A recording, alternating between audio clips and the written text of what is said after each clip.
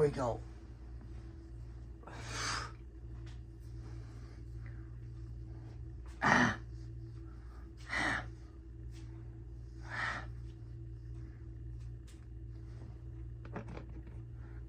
You're gonna have to get the fire out of your eyes.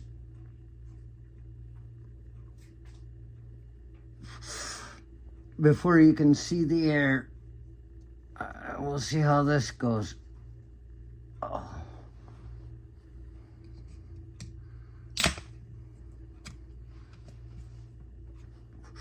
Ta-da! We're not there yet. Don't get too excited. What's this? Woden's Day? Wednesday? I'm gonna have to put my glasses on if we're gonna go this far. Come on, baby. You know what I like.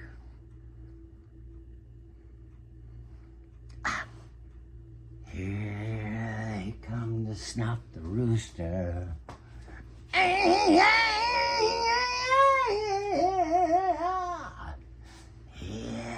you come, the rooster. Oh no, it's none of that. You're getting too excited. You fucking fall into this trap again. I can't believe how many times I do this to you. You think there's gonna be something so much better than there could possibly be. But that would be to infinity and beyond. This is toilet readings. Look at that. I went out last week. I had to put on a good look for you so you'd find me respectable enough to question. You can't question anybody you don't respect, because if you don't respect them, then you haven't reached that narcissistic fucking point where you think you're just as good as them and you have every right. So, yeah, I have to make you think you're as good as me, I'm as good as you if we're gonna go through this. Toilet readings. Short stories and poems by 5 unknown authors. Jefferson Morley, Luther Leroy, Bristol Tustin, Martin Allegan, J. Archer Elderquist. Compiled by, well, we don't need to talk about him yet. Let's read a story. Let's see what goes on when people give themselves a minute, a moment. Maybe it doesn't even take 90 seconds to just let yourself get away from the things that people find important that you don't. They keep trying to drag you into it.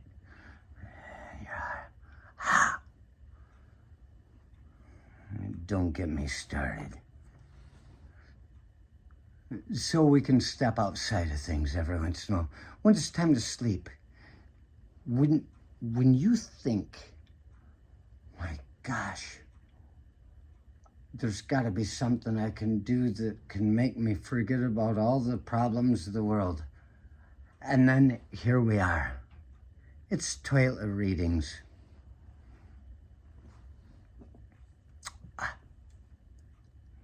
Let's start with Bristol Tustin.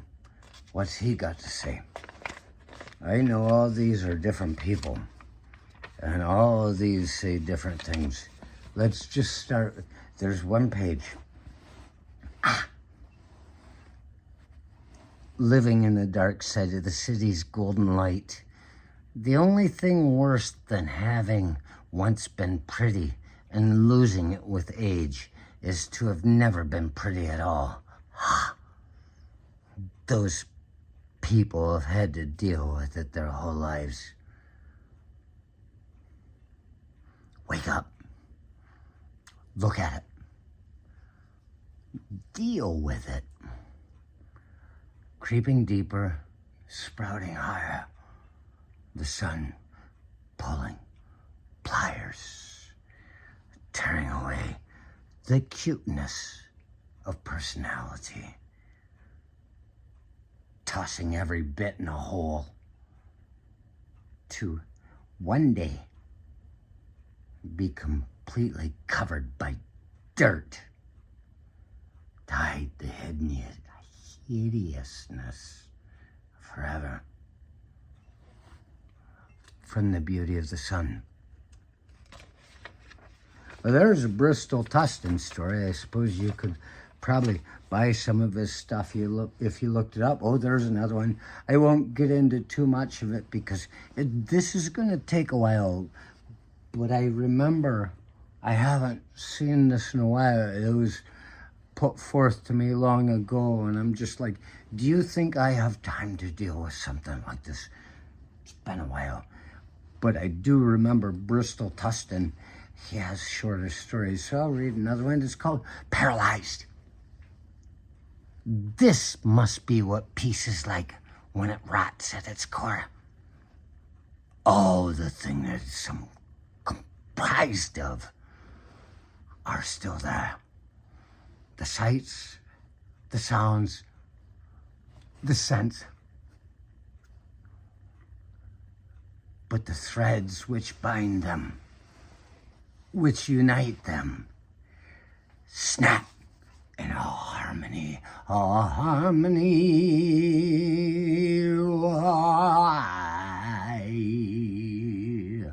is lost.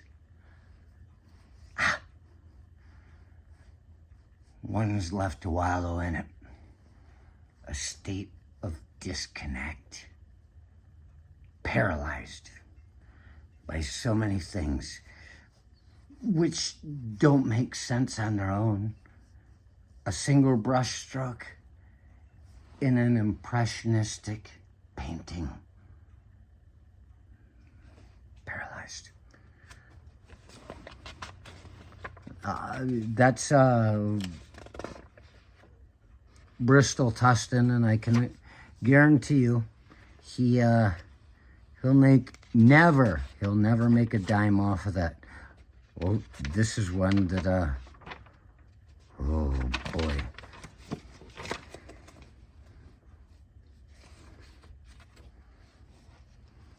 You sure you want to see this one? I already passed the one that's called Two Assholes and a Cunt. It's so fast. They've got two assholes. It says it. I just read it. Off to work then, eh? Yeah.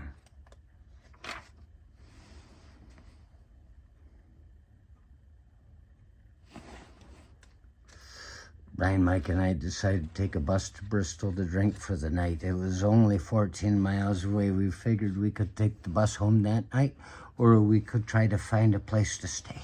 I had told them the Deadwood story where Deadwood, you know, South Dakota, where Dee and I were in Franny's or Aunt Fanny's or whatever the hell it was called. And I'd said to the girl, we don't want sex, we just want a place to stay. I told him that story. It didn't work. So I'm in a club in Bristol at about 4 o'clock in the morning, and Mike and Brian come up to me out of nowhere. They tell me they tried the Deadwood line on a girl over there, but it didn't work. They say they think it could work for me. Oh. So I go over there with them right behind me, and I say, we don't want sex.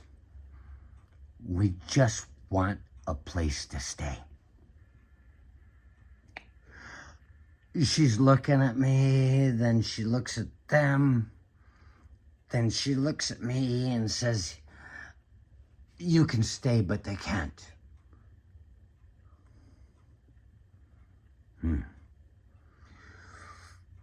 When we met back up in Bath, they told me they slept in the sand of a playground. Bristol, England. West Coast. That's where the Irish attack from. All the while we walked up the hill to her house, her brother was walking on the other side of her, bitching about how stupid she was, giving her hell about bringing home this American, Megwarin. Why Gwarin? When we got to their house, she took me up the stairs to her room and went back out onto the landing to argue with her brother for about an hour and a half. We spent the last hours of darkness in her bed, squirming and making out. That was the price I had to pay for having a roof over my head. The steel in my underwear was pressed against her for nearly 3 hours. She wasn't inviting me in. 7:30 rolled around with the morning light coming through the window, and she decided it was time. She put the condom on me, and I was in it, inside of her. I was a 3-pump chump. Let this be a lesson to you ladies. Too much foreplay can produce a forfeiture of the main event. I slept. Bristol, Tustin, listen to this fucking guy go. He probably shouldn't even be talking about these things in public. It could probably keep him out of public office one day.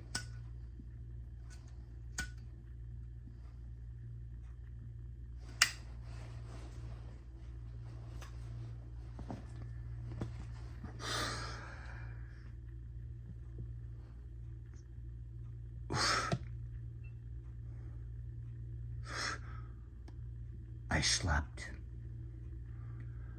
I woke at about 10:30 and knew it was time to go. I looked at her in the bed and my clothes on the floor.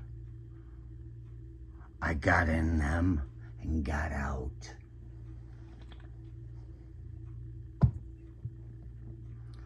Down the stairs and down the hall. I passed an open sunny door.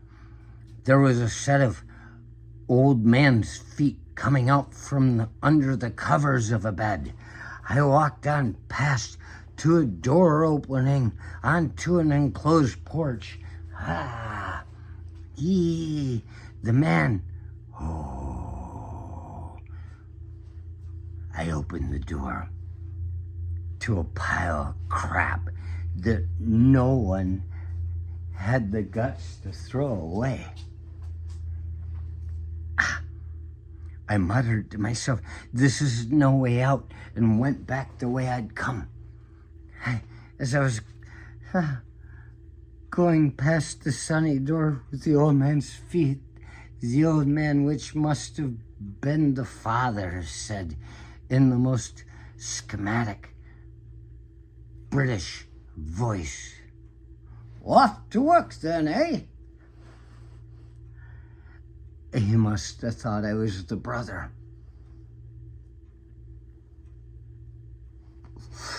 For the first time in my life, I said what would become a catchphrase for me.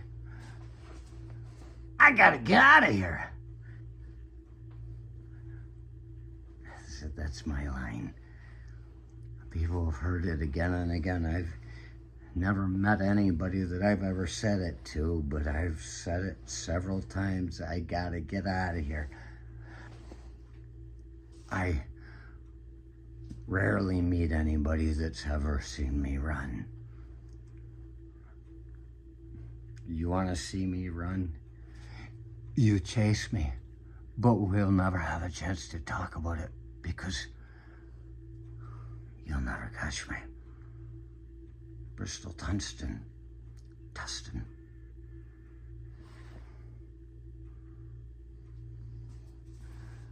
He must have thought I was the brother.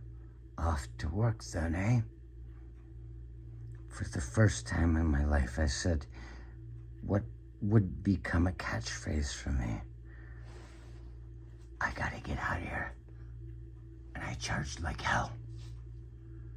Back through that porch door. Climbed through that pile. And found the exit. Looking back at her brother and father. That poor girl. I left her to face that on her own.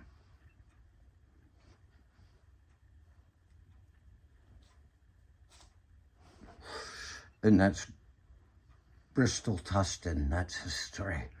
We can't go too far into anything more. I didn't realize they had longer stories. I thought we could just do a little bit of him and Luther Leroy and you know, well, some of my own stuff, and Martin Alligan's too.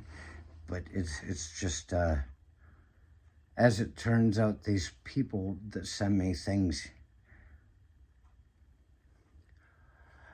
I never think it's enough to try to put it out to somebody and help them. As it turns out, it's too much to just talk about. So where do we stand in the middle? Fucking people. Off to work then, eh? I gotta get out of here. That poor girl. Next, when he talks about fucking trading a 6-month coin for a lay. Just know. All these people that you see around you, if they all showed themselves openly, you wouldn't see anything strange about anybody at all, because we'd finally be able to show ourselves. And if we all show ourselves, then, well,